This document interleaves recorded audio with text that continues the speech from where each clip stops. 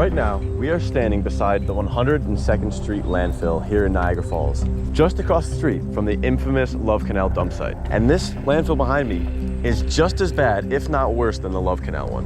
From the 1940s until the 1970s, at least 160,000 tons of liquid and solid toxic waste were dumped in this site here. But the reason that we're here today is we're going to take you on a little tour around Niagara County, and we're going to visit some of the worst toxic dump sites in the county. And we're gonna see just how bad it gets, because believe it or not, it gets worse than Love Canal. So the reason I'm really focusing on a lot of the toxic dump sites around here is because they've been a major issue in the news lately. And it's actually been kind of crazy because residents are currently concerned that this spot here, the 102nd Street landfill, might be leaking. So the Love Canal dump site might be leaking again, and so might this one. So here we are, we're checking out the dump site. It's kind of crazy that just 10 feet away is thousands of steel 55-gallon drums of toxic sludge buried there. So the history with this landfill is very similar to Love Canal. All of the chemicals here are from the Hooker Chemical Company, which is the same culprit as the Love Canal site. The chemicals were dumped in the abandoned Canal project, which was just a big pit in the ground at the time. And then they were covered over. But for many years, this site here actually was leaking into the Niagara River, which is just on the other side of the hill here. But the EPA or the DEC or whoever, they built a concrete retaining wall on the river, keeping all of the sludge and the goo and the toxins within the site. This was in the 1990s that they installed this wall. And they say that it's not leaking, but residents are concerned because just over here at this boat ramp here in Griffin Park, there seems to be some chemicals seeping up from the ground, which we're gonna go over to right now. All right, so we're here at the Griffin Park boat ramp, and as you can see very clearly, there's some orange liquid seeping out of the concrete here. So the DEC actually came and tested the sludge that's coming out of that crack over there. And what they found was that it was mostly rust. So that is very good. But they also mentioned that the entire park is polluted by not only the 102nd Street landfill over there, but also because this park was used as a municipal dump by the city of Niagara Falls. So no wonder it's polluted. But they say it's not polluting the little Niagara River right here, and it's just rust. Believe what you will. All right, we're now just gonna take a quick drive around the 102nd Street landfill and see what we can see, and we're gonna move on.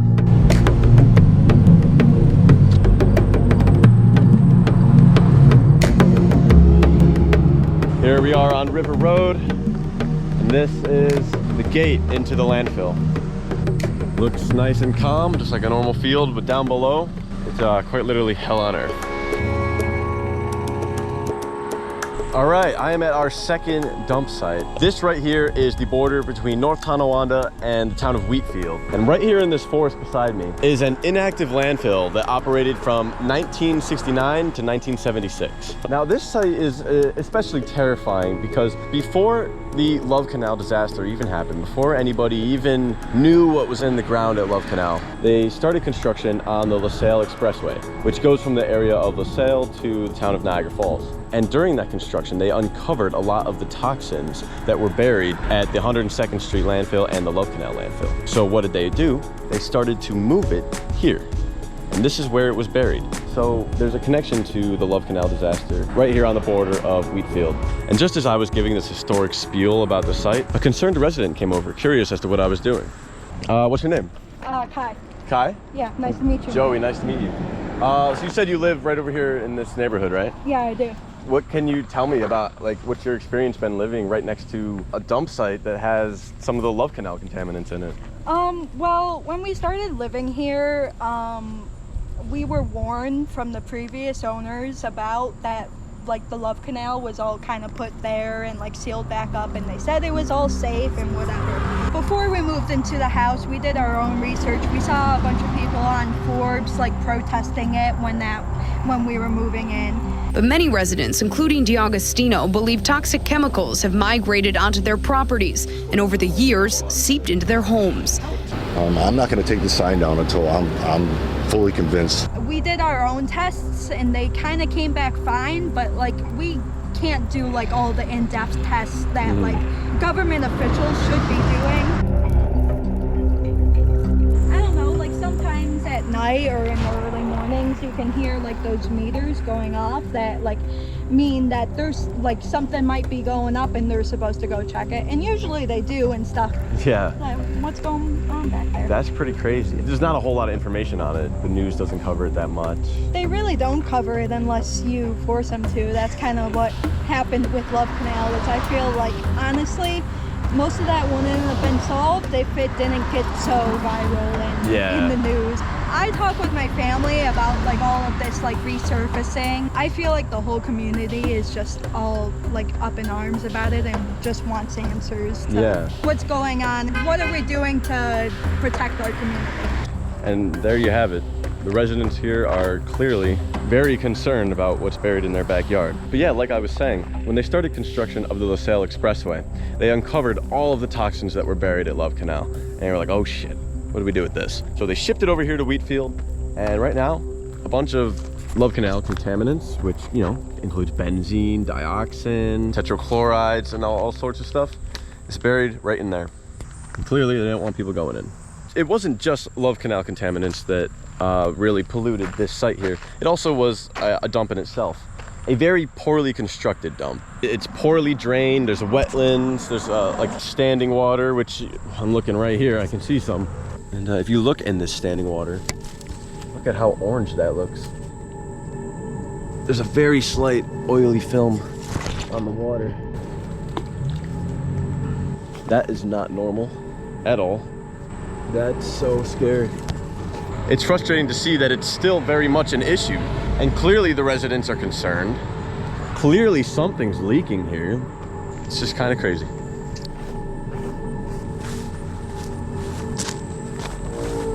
Our property, no trespassing. Yeah, I will not be trespassing over there. You can see up there, it looks like wells, which that girl was speaking of. And a building of sorts. But yeah, that is the Niagara Sanitation Works just off of Nash and Forbes Road. Residents say they're getting sick because of it. Government says there's nothing wrong with the site. Who you're gonna believe is up to you. All right, we just stopped and got some DDs. Now we're gonna go on to our next toxic dump site. All right. We're currently entering Fisherman's Park. This is the site of the next dump site. This spot here is where the actual Hooker Chemical Company's factory was.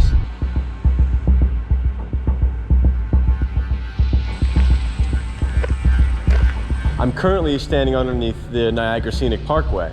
And this is a place that most people drive by on the way to the falls without giving it a second thought. But underneath the ground behind me here is the Hooker Chemical S-Area landfill. And for decades, this is where chemical processing waste and byproducts of what they would create at the factory were buried right behind me.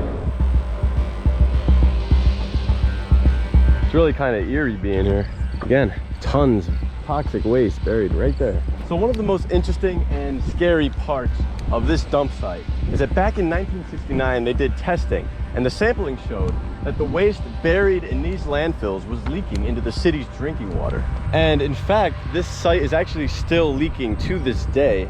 However, the EPA says it's under control. That's why they set up so many of these wells, which you can actually see around here, to monitor the leakage and make sure it's not affecting the nearby communities. Since everything here was a byproduct of the Hooker Chemical Company, the same chemical company responsible for the Love Canal disaster, the 102nd Street landfill, and the Nash Road landfill, which we just visited. So you find a lot of similar containments here, such as hexachlorobenzene, lindane, mirex, and of course, everyone's favorite, dioxin. Some of the worst carcinogens known to man. But this is just one of the sites in Niagara Falls that not a whole lot of people really know about. You can see everyone driving by.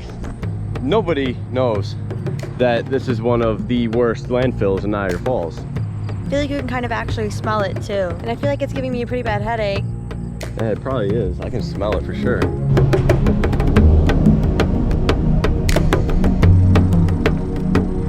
Glen Springs Holdings Incorporated. It's the same sign that was on the fence for the 102nd 2nd Street landfill. I think the Hooker Company, or Occidental, or whatever they are now, still owns the land.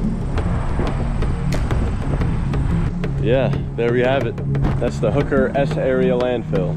All right, ladies and gentlemen, that's about it for this video. We went and checked out 3 separate landfills associated with the Love Canal disaster. The point of this video was, since Niagara County pollution is in the news again because people think it might be leaking, which it very well might be, I wanted to go around and spread what I know about other landfills, because everyone knows about Love Canal, but not a whole lot of people know about these other landfills in the area unless you live really close. But now you know. And guys, this is just 3 of many. There's a whole bunch more, and I want to do a whole series on this sort of thing because a lot of you guys really wanted to see something like that from the last Love Canal video.